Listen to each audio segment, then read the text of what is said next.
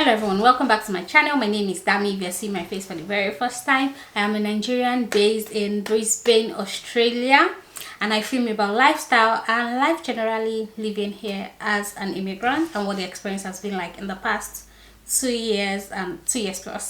Anyway, in today's video is going to be brief, short and easy because I just want to enlighten people about driving in Australia. So I'm from Nigeria, as I said earlier, and we drive on the now this is tricky, on the left, and in Australia you have to drive on the right. Yes, that's it. In Australia you have to drive on the right, so that is the first thing like you have to deal with. And once you overcome that is the fact that do you need to get a license or do you drive with your Nigerian license? So since I got here, I've been driving with my Nigerian license and it has never been a problem. I did my car registration with my Nigerian license as well, and it's fine up until you get your permanent residence, and I think you have 3 months to change to Australia license after you get your permanent residency. So you're able to drive. So far you've been driving before and you don't have any issues, you're able to drive, no one will disturb you. This law might differ from state to state, but in Queensland in particular you are able to use your overseas license to drive, and I think most places have gone to accept my my overseas license. And remember, this is not the, you know, there's international driving license you do in Nigeria when you're traveling. No, I'm still using my original Nigerian license. I won't say you don't have to, but then again, I've never had the cost to use the international, and that one even expires within a year. So what's the point if they are accepting the normal Nigerian license? So that's basically all you need to know about driving in Australia. You have to drive on the right.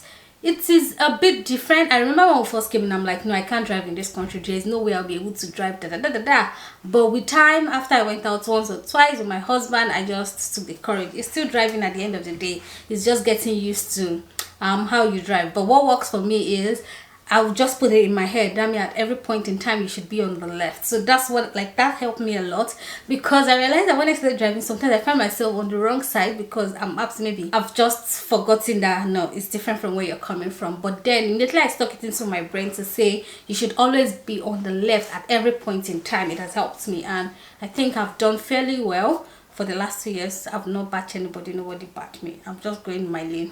So yeah, that's about driving in Australia. This video is just easy, nothing out of this world. It will be scary at the beginning, you get over it and you'll be good. Just ensure that when you're coming to Australia, your driver's license, you have at least 2 or 3 years on it, because you use it for a long time. And if you're coming as a permanent resident, if you get maybe a 190 visa from overseas, you then have to do a driving test immediately you get here to get the Australian driver's license. And I don't think there's so much big deal about getting the license here as well, because I know my husband got it almost immediately we got him, because for work purpose I did not need it, so I didn't do it. I've not done it still. So he did it and I don't think it was much of a problem. I think the first test he had to do was the written test online, and then the next one was the practical test where you have to do like the actual driving test, and where they take you to some places you drive and get the test done. So that was it. I don't think it's an easy test because a lot of people keep panicking and talking about it. I have not done it, so I don't have a first-hand experience. So that was it. And then if you need ID, you can always go to the Department of Mines and Roads, I think that's what it's called. I'll put a link in below for you to get you can get an state ID. So yeah, I think I needed ID for certain things.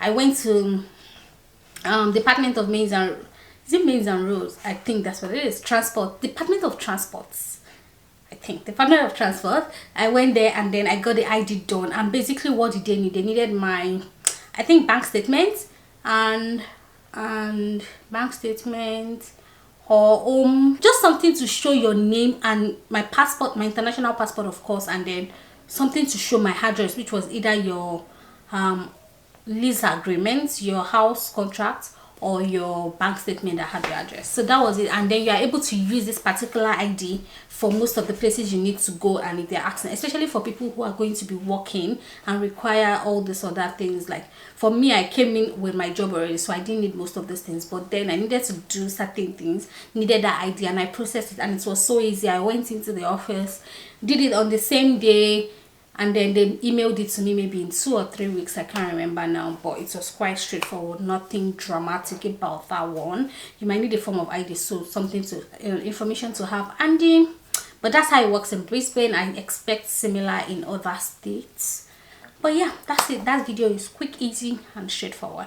If you have any questions, please drop it in the comment section. And yeah, if you live outside of Queensland and you are not able to drive with your overseas license, please let me know what's applicable in other states so others can learn as well. But in Queensland, I've been driving with my overseas license. It might be tough for you at the beginning to start driving, but yeah, you'll get it right and all will be good. All right, thank you guys so much for watching. I'll see you in my next video. Bye.